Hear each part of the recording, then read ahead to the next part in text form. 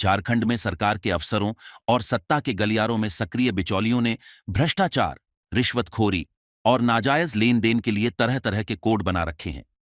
राज्य में अलग अलग मामलों की जांच कर रही ईडी ने ऐसे कई कोड वर्ड डिकोड किए हैं।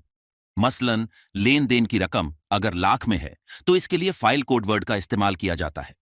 रकम करोड़ में हुई तो इसे कोड वर्ड में फोल्डर बोला या लिखा जाता है। ईडी ने राज्य में उच्च पदों पर अफसरों के ट्रांसफर पोस्टिंग के लिए लाखों करोड़ों की लेन देन से जुड़े व्हाट्सएप चैट के कई ब्यौरे जुटाए हैं और इसकी सूचना राज्य सरकार से साझा करते हुए एफआईआर दर्ज करने का आग्रह किया है।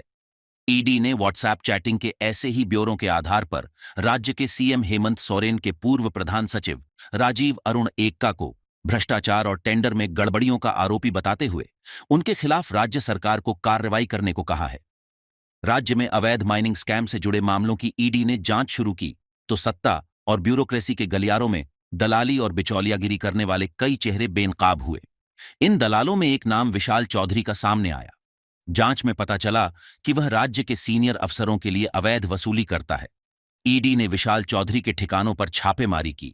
इस दौरान कई डिजिटल डिवाइस और डेटा बरामद भी किए गए। जांच में पता चला कि विशाल चौधरी अपने सहयोगियों के साथ मिलकर टेंडर ट्रांसफर पोस्टिंग की डील करता है और अवैध कमाई का बड़ा हिस्सा सीएम के तत्कालीन प्रधान सचिव राजीव अरुण एक्का के साथ साझा करता है। विशाल चौधरी के व्हाट्सएप चैट से भी इसका खुलासा हुआ है।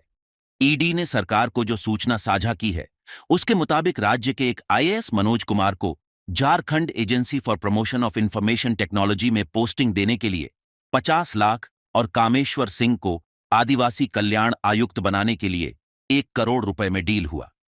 इस रकम की लेनदेन सीएम के तत्कालीन प्रधान सचिव राजीव अरुण एक्का के साथ हुई।